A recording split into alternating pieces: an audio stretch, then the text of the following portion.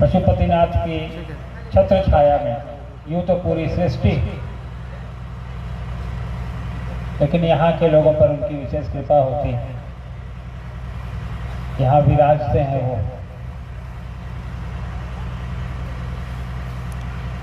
और हम और आप उसी पशुपति की बात करने यहाँ बैठे हैं, यहाँ इकट्ठा हुए हैं। दूर दूर से हम और आप पहुँचे हैं यहाँ पर उस पशुपतिनाथ के उस स्वरूप पर चर्चा करने के लिए, जिस स्वरूप से हमको आपको इस कालखंड में एक ही इंसान ने परिचय कराया, जिसका नाम है साहब श्री हरिंद्रानंद। उस महादेव से उनसे पूर्ति कराई, भगवान के रूप में वो करते भी आए हैं हजारों साल से हमारे आपके लिए, वो देते आए हैं। वैसे भी उनको भोला बाबा कहा जाता है, ओगरदानी भी कहा जाता है। जो मांगा वो मिल गया, जो चाहा वो पा लिया। या जान भी रहे थे तो वहां तक पहुंचने का हमें कोई उपाय, रास्ता पता नहीं था, या हम लोगों ने प्रयास नहीं किया, चेष्टा नहीं की। वो रूप उस महादेव का गुरु स्वरूप हम और आप पुराणों में, किताबों में, वेदों में, ऋषि मुनियों से, महात्माओं से, महापुरुषों से ये सुने होंगे या सुनते आए होंगे कि महादेव गुरु का भी काम करते, जगत गुरु का भी काम करते। लेकिन हम और आप सुनकर ही अब तक समय बिताते चले, पूरा जीवन उस महादेव की खोज में लगाया। वर्षों तक श्मशान में साधना की, तांत्रिकों के साथ रहे, शारीरिक गुरुओं के साथ रहे, तंत्र मंत्र सीखा, जादू टोना चमत्कार भी सीखा, सब कुछ किया। लेकिन फिर भी साहब को वो चीज नहीं मिली जो साहब ढूंढ रहे थे। समय बीतता गया, जब चीजें साहब को समझ रखा, वर्षों तक उसको अपने अंदर दबा के रखा, खुद के ऊपर वो प्रयोग किए। फिर जब उन्होंने कहा कि नहीं, अब समय है, किन चीजों का सानिध्य महादेव के गुरु स्वरूप से जुड़ाव जनमानस को भी होना चाहिए। फिर हमारे आपके बीच ये 3 सूत्र के रूप में साहब दीदी ने रखा। उस समय के कुछ लोग यहाँ उपस्थित भी हैं, पुराने गुरु भाई मधेपुरा जिले के, जिस समय वहाँ पे साहब ने ये कमरे से बाहर चर्चा शुरू की थी।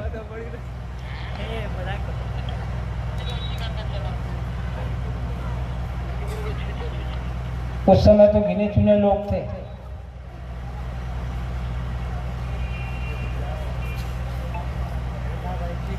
हमने देखा उस समय, एक तो उपस्थित है यहाँ पुराने लोगों में जिनको मैंने बचपन से देखा है।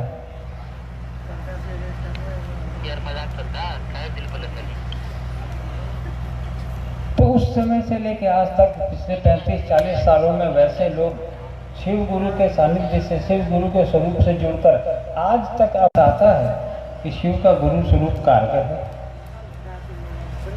वो काम करते हैं, वो जिस गुरु पद पर वो बैठे हैं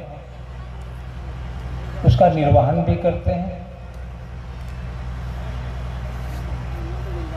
शिव के गुरु स्वरूप का आज पूरी दुनिया में करोड़ों लोगों के बीच, करोड़ों लोगों के दिमाग में या मन में जो बीज साहब ने डाला है वो प्रस्फुटित हो गया है, वो निकल गया है, अंकुरित हो गया है। हमारी आपकी निर्धारित है, हमें भले ना पता हो कि हमें कब जाना है यहाँ से, लेकिन जिसने भेजा है उसको पता है कि उसको हमें कब वापस बुलाना है।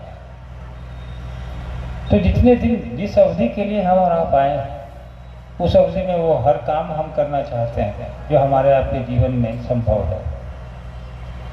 साहब ने कहा उसी जीवन में शिव के गुरु स्वरूप को भी अपना लो, कि शिव को अपना गुरु बना सके, महादेव को अपना गुरु बना सके।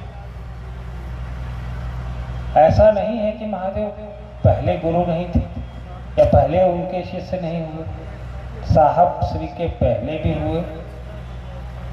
किताबों में आपने पढ़ा होगा, शिव पुराण में भी चर्चा है कि महादेव के कौन कौन से शिष्य हैं, उनके नाम भी हैं उसमें। लेकिन उन लोगों को भी उन्होंने अपने तक ही रखा समेत, अपने तक ही जोड़ा, उससे बाहर की यात्रा उनकी नहीं हुई। तो साहब ने शिव शिष्यों की जो यह यात्रा बनाई है, यह रास्ता बताया है, यह पथ दिखाया है हमको आपको, उसमें साहब ने कहा कि उस महादेव से जुड़ो, उसके उस स्वरूप से जुड़ो जो ज्ञान देने का काम करता है। क्या सिखाता है? कोई भी गुरु अपने चेला को अपनी तरह बनाएगा। तो हमारे आपके साहब ने हमें आपको क्या बताया कि महादेव का गुरु स्वरूप अपना लो, उसको पकड़ लो, शिष्य भाव अर्पित कर दो। उसके लिए 3 सूत्र बता दिए, कहा कि यही 3 सूत्र करने की आवश्यकता है, चौथा कुछ जरूरत नहीं है। कोई बंधन नहीं रखी, कोई वर्जना नहीं, कोई बंदिश नहीं, कहीं भी नहीं कहा कि तुम क्या। महादेव हर उस इंसान का गुरु है जो धरती पर आया है, जरूरत है उसको शिष्य भाव अर्पित करने की। हम और आप उस मानसिकता में आए कि हे महादेव आप मेरे गुरु हैं, हम पर दया करें। साहब ने जो 3 सूत्र हमको आपको दिया, उसमें क्या है? उस 3 सूत्र को करने के लिए 1 पैसे का भी खर्च नहीं है। 3 में 2 सूत्र तो हम लोग अपने लिए करते हैं, दया अपने लिए मांगते हैं, प्रणाम अपने लिए करते हैं। 1 सूत्र है जो दूसरों को बताना है कि शिव मेरे गुरु हैं, आपके भी हो सकते हैं भाई साहब, जिससे कि उसका भी कल्याण हो, उसको भी चीज़ें मालूम चले कि उस महादेव, उस भगवान की हम पूजा करते हैं, वो गुरु का भी काम करता है। और काम करने के लिए सिर्फ हमको आपको अपना भाव देने की जरूरत है। तो आवश्यकता है उससे जुड़ने की, उससे मन में यह बिठाने की कि साहब ने बताया है ये 3 सूत्र, चलो करके देखते हैं। साहब ने किताब में लिखा है कई जगह, पुट टू टेस्ट एंड जज बाय रिजल्ट। किसी भी चीज़ का प्रयास करिए, उसके बाद उसके परिणाम से उसका आकलन करिए, क्या परिणाम आते हैं। साहब ने कहा झूठ ही सही, करके तो देखो। तो हमको आपको प्रयास करने की जरूरत है, और हम आप कर भी रहे हैं और उससे जुड़ भी रहे हैं। नहीं जुड़ रहे होते तो आज इतनी बड़ी संख्या में हम और आप यहाँ इकट्ठे नहीं होते। विभिन्न जगहों से आप लोग आए हैं, अपने गुरु की बात करने आए हैं, गुरु की बात सुनने आए हैं, कुछ सुनाने आए हैं। और शिव की शिष्यता का तो ये शुरुआत है। साहब ने अकेले दम पे शुरू किया था, आज करोड़ों लोग को जोड़ा है। साहब ने कहा कि अब हमारा आपका दायित्व बनता है कि पूरी सृष्टि को हम अपने शिव के गुरु स्वरूप से जोड़ें। ये दायित्व अब उन्होंने हमको और आपको सौंपा है, किसी एक कंधे पे ये भार नहीं है। हम और आप, हर आदमी उतना ही शिव गुरु के प्रति उत्तरदायी है जितना कि एक सामान्य गुरु भाई बहन। सबकी, हर इंसान की जो शिव के गुरु स्वरूप से जुड़ा है, उसका ही दायित्व है। साहब ने कहा है ना कि जन जन को शिव गुरु से जोड़ना है। जन जन मतलब हर एक इंसान को, हर एक आदमी को। दीदी कहती थी कोई टूटे नहीं, कोई छूटे नहीं। तो हम और आप महादेव के शिष्य हैं, तो उस महादेव के दरबार में हर तरह की चीज़ें होती हैं, हर तरह के लोग होते हैं, हर तरह के जानवर होते हैं, हर तरह के पशु पक्षी होते हैं। तस्वीरों में उनको देखा है हमने, आपने किसने बनाई ये तो हमें नहीं पता, आपको भी नहीं पता होगा। तो महादेव के दरबार में तस्वीरों में आपने देखा होगा कि मोर भी है, उसका भोजन वहाँ पे सांप भी है, चूहा भी है, सांप भी है, बसहा भी है, शेर भी है। तो ये जितने जानवर वहाँ कितने शांत चित्त बैठे हैं उस तस्वीर में, क्या वो उस तस्वीर से बाहर निकलेंगे तो भी शांत होंगे? नहीं होंगे। सड़क पे अगर सांप दिख जाए मोर को तो वो उसे मारेगा, चूहा दिख जाए सांप को तो उस चूहे को वो खाएगा, बस हाँ अगर दिख जाए तो शेर उसे खा जाएगा। लेकिन तस्वीरों में हमने देखा, चाहे जिसने भी बनाई हो, कि महादेव बैठे हैं और माता पार्वती बैठी हैं, अन्य बैठे हैं, उनके साथ ये भी बैठे हैं। तो उस महादेव की बात हो रही है जिनके दरबार में एक दूसरे के दुश्मन भी जाके एक साथ बैठकर शांत चित्त होते हैं।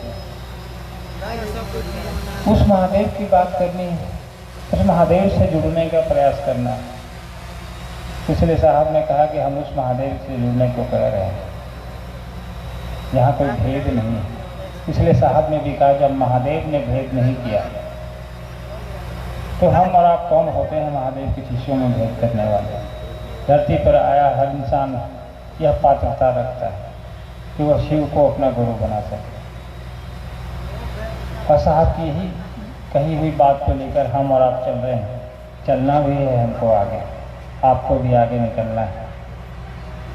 सबको कई लोग मिलते हैं रास्ते राहों में, हम लोग उनको समझाते हैं भैया महादेव मेरे गुरु हैं, आपके भी हो सकते हैं, मान के देखिए क्या जाता है।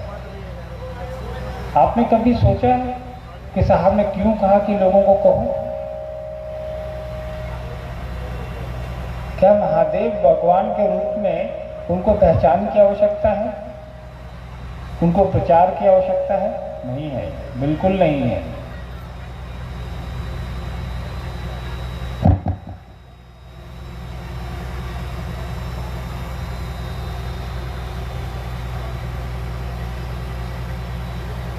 प्रचार की आवश्यकता बिल्कुल नहीं है। लेकिन महादेव के उस स्वरूप की, जिस स्वरूप की साहब ने हमको हमारे आपके लिए स्थापना की है, जिसको व्यापक करने को वो कह रहे हैं, वो है उसका गुरु स्वरूप। जनमानस को उससे परिचित कराने को साहब कह रहे हैं कि महादेव की स्वरूप से जनमानस को परिचित कराओ कि महादेव का ये स्वरूप भी है।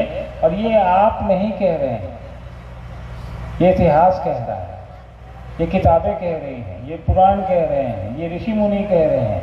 साहब श्री हरिनारायण जी ने कहा कि उसी महादेव का वो स्वरूप जो पहले से चला आ रहा है उसको स्थापित करने की आवश्यकता है, उसको जन जन से जोड़ने की आवश्यकता है।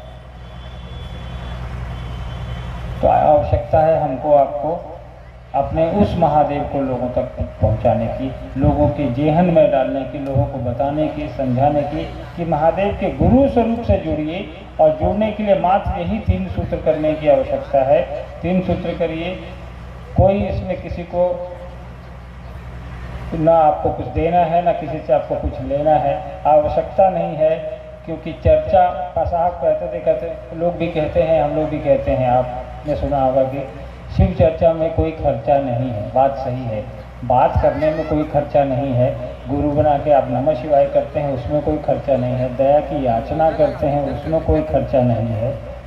हाँ, ये हो सकता है चर्चा की व्यवस्था में खर्चा होता है, शिव चर्चा में कोई खर्च नहीं होता। आपने यहाँ खर्च किए, इतने बड़े आयोजन में अपने पंडाल लगाया है, माइक लगाया है, दरी बिछाई, तो ये तो व्यवस्थाजनक चीज़ें हैं, ये तो होगा ही होगा। तो एक समय आया था, एक समय ऐसा है, एक समय ऐसा भी हम लोगों ने देखा था जब मंदिरों में हम लोग बैठते थे, 2, 4, 10 लोग होते थे।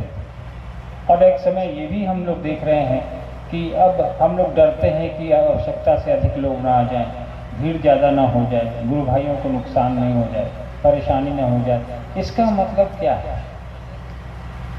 ये जो यहाँ जनमानस आप लोग यहाँ उपस्थित हुए हैं, ये बताता है कि शिव का गुरु स्वरूप आपके दिलो दिमाग में बैठा है। आपने समझा है उसके गुरु स्वरूप को, आपके जेहन में साहब दीदी की बातों ने जगह बनाई है। साहब ने कहा कि मन से जुड़ने, कुछ और करना नहीं है। कोई भी विचार पहले मन में आता है। हमारे आपके मन में आया है, उसको हमारे आपके मन ने पकड़ा है, तभी आप यहाँ बैठे हैं, तभी आप आए हैं सुनने कि बरखा दीदी रांची से आई हैं, अन्नू भैया आए हैं, चलिए मिलते हैं उनसे, बात करेंगे, कुछ उनसे सुनेंगे, कुछ सुनाएंगे। मतलब शिव का गुरु स्वरूप आपके मन ने पकड़ा है। यही तो साहब चाह रहे हैं कि हमारा दिल पकड़ रहे, दूसरे का भी पकड़ ले। मेरा तो कल्याण हो ही रहा है, दूसरे का भी कल्याण हो जाए इसी माध्यम से।